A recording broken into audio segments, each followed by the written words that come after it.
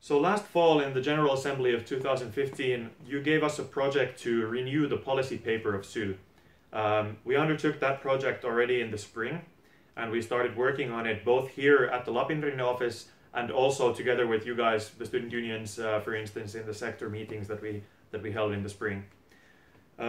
We had the first round of comments in the beginning of May, and then during the end of May and the beginning of June, we worked on those comments, and we continued that work also in August, and now we've come to the point where we actually have our first final proposition of the board to be given out to you guys for comments. At this point, I apologize, the document is still being translated, so in this video I'm not able to present to you the English version or the Swedish version, but I'm gonna just skip through this quickly and introduce to you the sections that we have here and how this document should be read.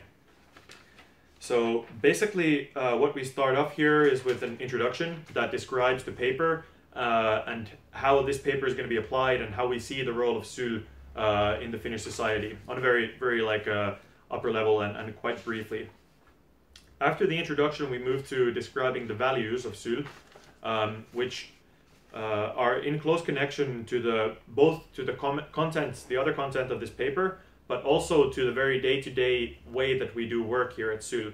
So the values are meant to be seen as something that must be visible in everything that we do here, both in our advocacy work and also in the way that we go about our business here at the office.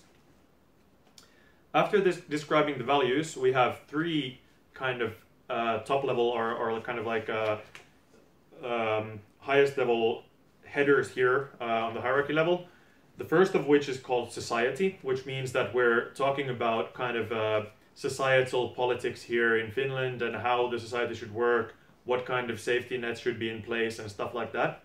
After which we have a header called university. So we're dealing with education politics basically from various different angles. After which we move to a header that's called student, where we look at student healthcare and student benefits and stuff like that. Each of these three sections is divided further into subsections. So we have 4 subsections per section.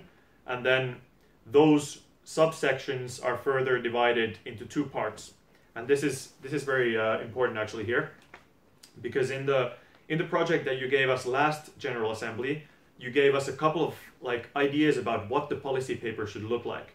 And you said that it should be more strategic and more goal-oriented, and it should have some kind of a description of an ideal status of things. And that's what we've been trying to keep in mind the whole process here. And you can see it in the paper because each of the subsections is divided into 2 parts. First, we have a bit of text that tries to describe the ideal state of things that we think how things should be.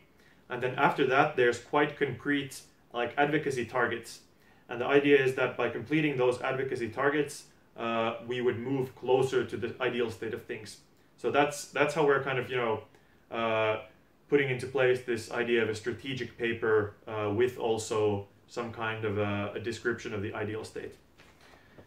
Yeah, as I said in the introduction video, when you comment this policy paper, this is what I would suggest that you put most of your resources and most of your time to, because this is the paper where the details matter and the wording matters, and you should look at that kind of stuff as well.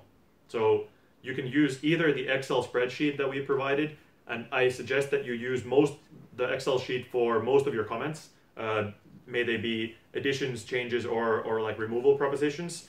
And the reason being that that Excel sheet is going to be easier for us to utilize when we actually look through your comments. So if you want to kind of maximize your influence, I suggest you use that Excel to the furthest extent possible.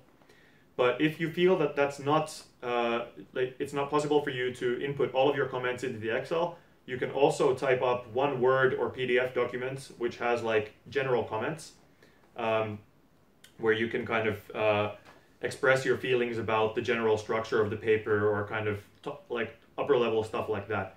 But as I said, to the furthest extent possible, please use the Excel sheet.